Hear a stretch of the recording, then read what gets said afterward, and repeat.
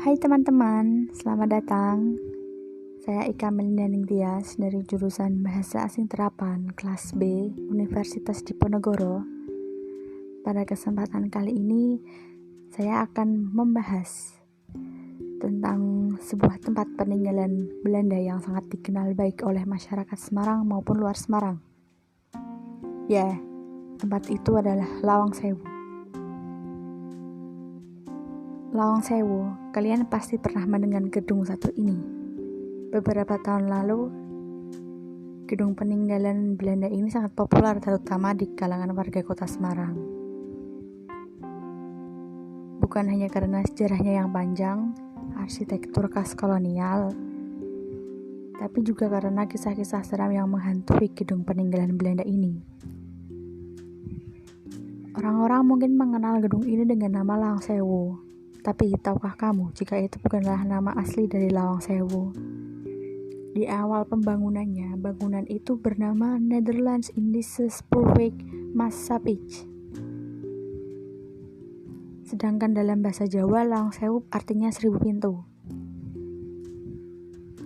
Berbeda dengan sekarang, Lawang Sewu dulu merupakan kantor administrasi sebuah perusahaan kereta api swasta asal Nederland.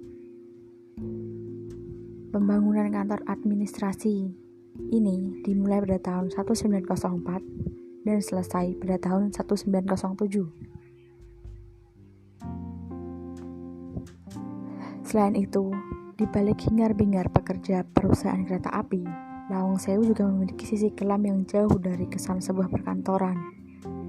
Selain lantai 1 dan 2 berfungsi sebagai perkantoran, kantor ini juga memiliki ruang bawah tanah dan lantai 3. Lantai 3 berfungsi sebagai loteng dan ruang bawah tanah yang berfungsi sebagai penjara bagi para tahanan di masa penjajahan. Di masa awal kemerdekaan Indonesia, tidak lantas membuat gedung ini jatuh ke tangan Indonesia. Lawang Sewu justru berubah menjadi medan pertempuran antara pemuda Angkatan Muda Kereta Api (AMKA) dengan tentara Kempetai dan Kidoputai dalam peristiwa pertempuran 5 hari di Semarang yang terjadi pada tanggal 14 Oktober sampai 19 Oktober 1945. Karena sejarahnya inilah, pemerintah Kota Semarang menetapkan Lawang Sewu sebagai gedung warisan sejarah yang wajib dilindungi. Kemudian, yang namanya bangunan tua, besar, apalagi kosong lama, pasti tidak akan lepas dari kisah-kisah mistis. Hal yang sama juga terjadi pada Lawang Sewu.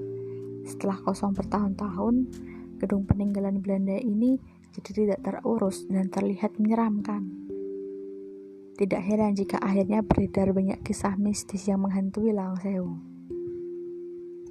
Sebagai contoh, pada tahun 2013, gedung ini jadi lokasi uji nyali sebuah acara TV dan berakhir dengan meninggalnya salah satu peserta beberapa hari setelah acara berlangsung.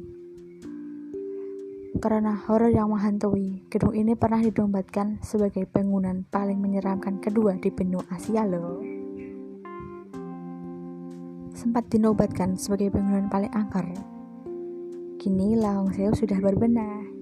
Setelah pemugaran dan renovasi yang selesai pada tahun 2011, Lawang Sewu berubah menjadi tempat wisata sejarah. Tidak ada lagi namanya ruangan gelap dengan berbagai penampakan menyeramkan. Yang ada sekarang adalah bangunan indah peninggalan Belanda yang kaya akan sejarah dan berubah menjadi museum